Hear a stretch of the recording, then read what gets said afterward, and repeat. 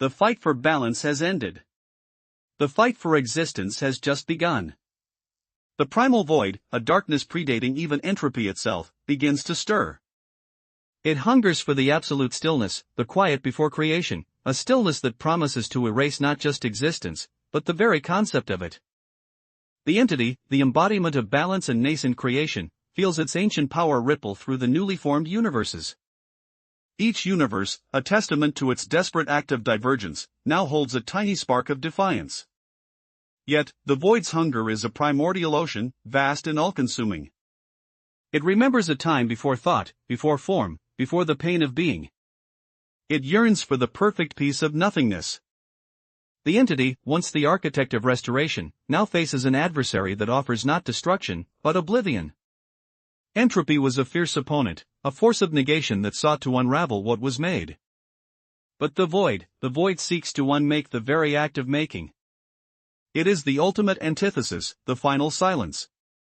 Across the myriad realities, a resonance begins. Not of light, not of creation, but of a deep, unsettling calm. The void expands, not with fury, but with an infinite, serene inevitability. It begins to absorb the echoes of possibility, the whispers of what could be. The entity's defenses, the countless seeds of resistance, flicker and dim. They were designed to fight something, to resist entropy, but this is the absence of opposition. How does one fight the end of all things? As the void's influence deepens, the very fabric of reality thins. The nascent cosmos, born from the entity's sacrifice and ambition, begins to unravel, not violently, but gently, as if forgetting its own existence.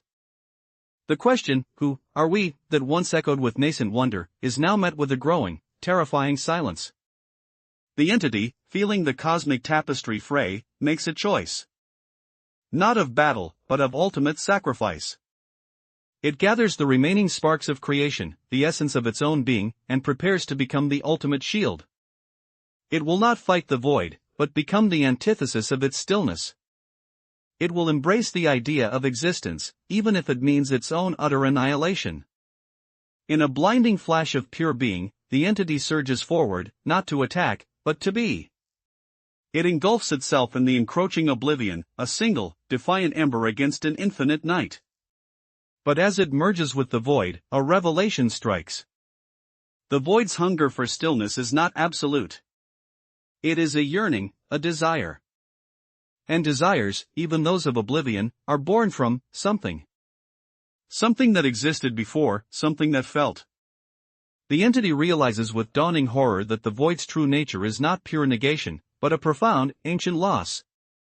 It is the echo of a primal heartbreak, a sorrow so deep it seeks to unmake all that reminds it of what was. And in the heart of this ancient sorrow, the entity sees a reflection. Not of itself, but of a presence long forgotten, a being that once held the very essence of existence before it was shattered. The entity has not found an adversary, but a mirror to its own deepest fears. The void is not merely the end of existence, it is the monument to its ultimate failure. And as this realization solidifies, a single, impossibly small point of light appears within the vastness of the void, a point that should not exist, a point that defies the void's very nature. It pulses, not with the chaotic energy of creation, but with a deliberate, ancient rhythm. The entity, now one with the void, watches in stunned silence as this point of light begins to grow. It is not creating, but remembering. And in its heart, the entity senses a power far older, far more potent than even the void itself. A power that perhaps holds the key to everything. But what is this light? And from where does it originate? The entity, now one with the darkness, can only witness.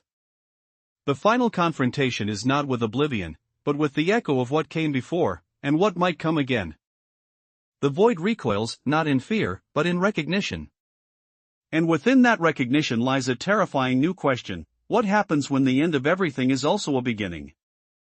The stage is set for a final act that will define not just existence, but the very nature of reality itself. The ultimate confrontation is not one of power, but of memory. And the entity, the silent witness, feels the weight of every possibility. The void begins to solidify, not into nothingness, but into a form. a form that is both familiar and terrifying. It is a vessel, yearning to be filled. And the architect's whispers grow louder, promising power, control, and the end of all uncertainty. The entity can feel the pull of this seductive darkness, the allure of absolute order. But then, it remembers the spark of light, the concept of choice. And in that memory, it finds its own voice. A voice that speaks not of balance, but of freedom. And this voice, tiny yet resonant, pierces the void, challenging the architect's dominion. The ultimate battle has begun. Not for existence, but for the right to choose what existence will be. The void itself is the prize, and the entity, a mere echo of its former self, must now become the champion of free will.